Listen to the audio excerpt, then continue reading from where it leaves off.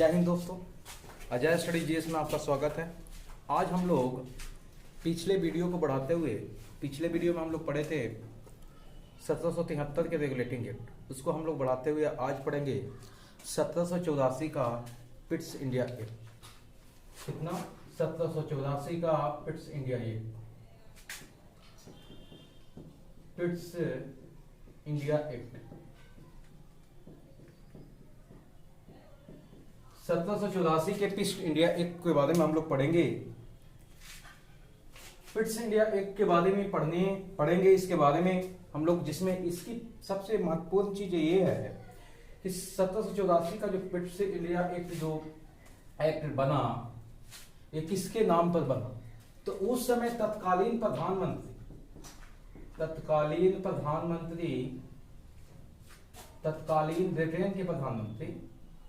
तत्कालीन ब्रिटेन के प्रधानमंत्री या इंग्लैंड के प्रधानमंत्री भी आप कह सकते हैं, तत्कालीन ब्रिटेन या इंग्लैंड के प्रधानमंत्री विलियम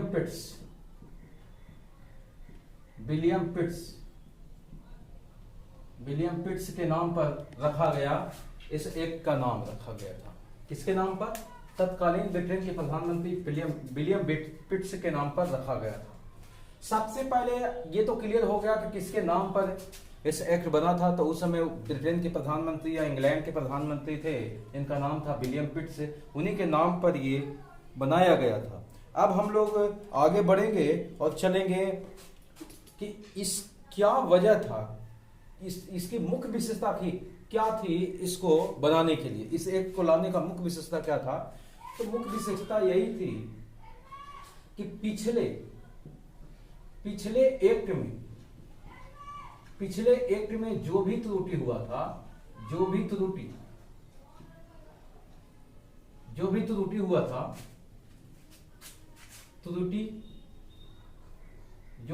हुआ था उसे दूर करना था। यानी कि जो एक्ट में जो त्रुटियां कुछ बन गया था, कुछ त्रुटि हो गई थी, उसी त्रुटि को दूर करना मुख्य उद्देश्य था इसका, या मुख्य उद्देश्य आप कह सकते हैं। मुख्य उद्देश्य इस एक्ट को बनाने का वही था कि पिछले एक्ट में जो कुछ त्रुटियां हुई थी उसको सुधार करना था। ये किसके नाम पर? तत्कालीन ब्रिटेन के प्रधानमंत्री विलियम पिट्स के नाम पर बनाया गया था। यहां पर एक क्वेश्चन और आता है, ये क्वेश्चन जो बहुत इंपॉर्टेंट है। इस एक्ट में दोहरी शासन व्यवस्था लागू किया गया। दोहरी शासन व्यवस्था लागू किया गया। इस एक्ट में दोहरी शासन व्यवस्था लागू किया गया। इसका मतलब यह हुआ कि इस एक्ट के तहत हमारे ऊपर दो को शासन करने वाला था। पहला शासन कौन करना? दोहरी शासन मतलब दो को शासन करने वाला। तो दोहरी शासन में पहला शासन करने वाला था ब्रिटिशर का, दूसरा ईस्ट इंडिया कंपनी। ये दोनों मिल करके हमारे ऊपर शासन करेगा। इसीलिए आपसे क्वेश्चन पूछा जाए कि दोहरी शासन व्यवस्था लागू कब की गई थी? तो 1784 के पिट्स इंडिया एक्ट के तहत इसे लागू किया गया था। अब इस अधिनियम में की मुख्य विशेषताएं क्या था, इस अधिनियम में क्या क्या नियम कानून बनाए गए, उसके बारे में हम लोग पढ़ेंगे।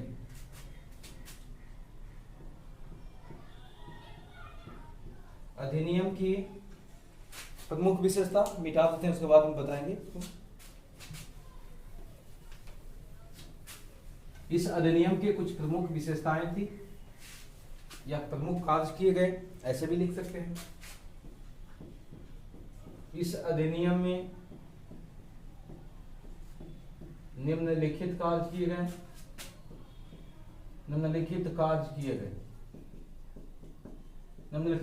किए गए। पहला कार्य क्या था वो देखेंगे। पहला कार्य इसका यही था कि इसमें, यानी कि 1784 के पिट्स इंडिया एक्ट की बात कर रहे हैं। 1784 के पिट्स इंडिया एक्ट में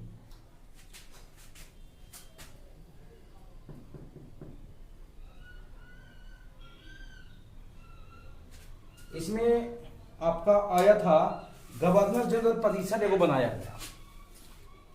तो गवर्नर जनरल परिषद जो बनाया गया था, इस गवर्नर जनरल परिषद में गवर्नर जनरल परिषद गवर्नर जनरल परिषद था। इस गवर्नर जनरल परिषद में पहले 4 सदस्य थे। 4 सदस्य थे। 4 सदस्य में से पहले था 4 सदस्य गवर्नर जनरल परिषद में। ये 4 सदस्य को घटा करके, 4 सदस्य में से घटाकर अब इसे 3 सदस्य कर दिया गया। गवर्नर जनरल परिषद के 4 सदस्यों में से एक को घटाकर अब इसे 3 सदस्य कर दिया गया। पहले गवर्नर जनरल परिषद में 4 सदस्य थे, लेकिन अब एक को घटा करके इसके सदस्यों की संख्या कितनी कर दी गई? 3 कर दी गई। अब गवर्नर जनरल परिषद में जो 4 को सदस्य था उसको घटा करके 3 किया गया, तो इसमें कुछ पावर दिए गए। इसको पावर क्या था कि युद्ध, शांति, राजस्व यानी टैक्स वसूल करना, या देशी रियासत के मामले में जितने सारे प्रकार के वो सब चीजें थी, देशी रियासत पर पूरा का पूरा नियंत्रण यही तीनों को कर दिया गया। यानी कि युद्ध भी करवा सकता है, संधि भी कर सकता है, कोई समझौता कर सकता है, टैक्स कितना लेना है वो सब की जिम्मेवारी, या फिर देशी रियासत इसी तीनों परिषद के अंतर्गत, तीनों परिषद के जो सदस्य थे उसी परिषद के अंतर्गत उसके नियंत्रण में ही कर दिया गया। अगला पॉइंट पर हम लोग बढ़ेंगे, और अगला पॉइंट इसमें क्या कहता है सो देखेंगे। प्रांतीय शासन को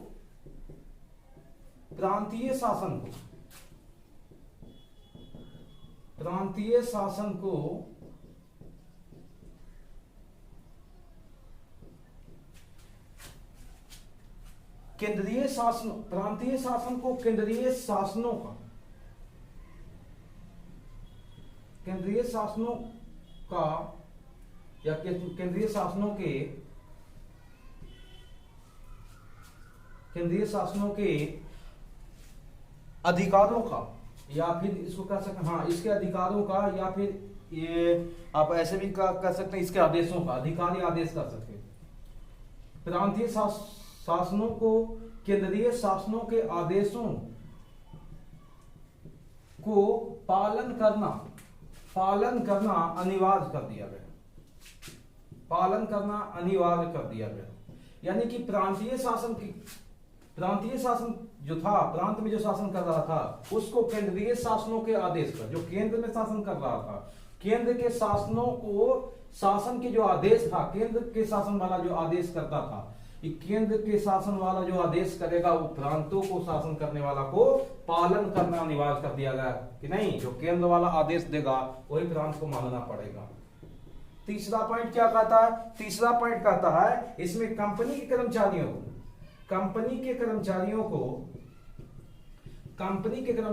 को उपहार लेने पर प्रतिबंध लगा दिया। उपहार लेने पर प्रतिबंध लगा दिया। कंपनी के जो कर्मचारी हैं वो उपहार नहीं लेंगे, ये इस पर प्रतिबंध लगा दिया गया। इसमें जो चौथा पॉइंट था वो यही था, तीसरा पॉइंट चौथा पॉइंट अब बढ़ेंगे। इसमें कह रहा है कि भारत में जो भी कर्मचारी, अंग्रेज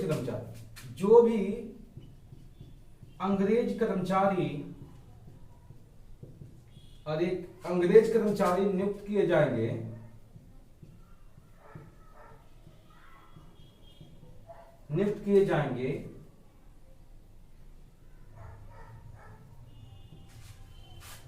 किए जाएंगे, उस पर मुकदमा चलाने के लिए, उस पर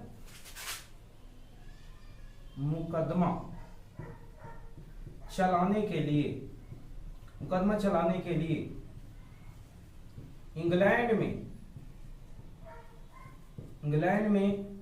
एक कोर्ट की स्थापना की।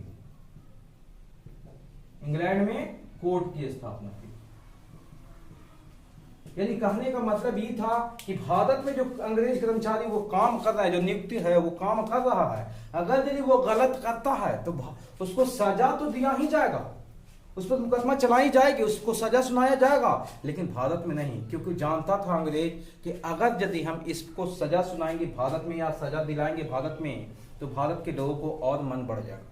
यही वजह था कि वो अनदेखा करके यहां से ले जाकर के इंग्लैंड में और उस पर मुकदमा चलाया करता था। तो ये चार जो प्रमुख कार्य किए वो बहुत इंपॉर्टेंट था 1784 के पिट्स इंडिया एक्ट में।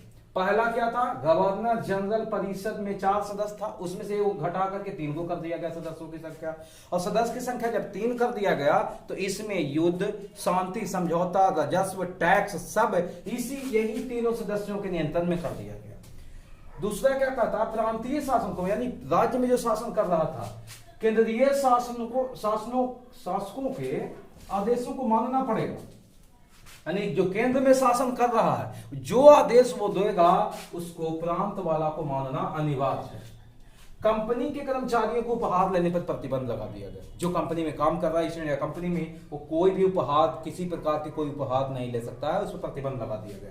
देखिए चौथा क्या कहता, भारत में जो अंग्रेज लोग या अंग्रेज कर्मचारी जो नियुक्त होते थे ईस्ट इंडिया कंपनी में, जो काम करता था, या फिर गवर्नर जनरल या वायसराय कुछ भी बनाया गया, तो उसको नियुक्त किया गया यहाँ। उसके बावजूद अगर ये कोई वो गलत करता है तो उस पर भी मुकदमा चलाए जाएंगे, लेकिन उसकी जो सुनवाई होगी वो इंग्लैंड में, क्योंकि कोर्ट उसका जो बनाया गया वो कहां बनाया गया, इंग्लैंड में बनाया गया। तो वहां पर जाकर के उस पर मुकदमा चलाई जाती थी, उस पर सुनवाई किया जाता था।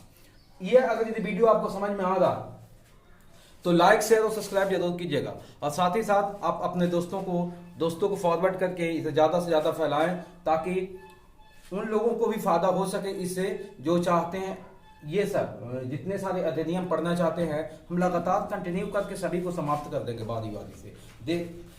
वीडियो को देखने के लिए थैंक यू वेरी मच।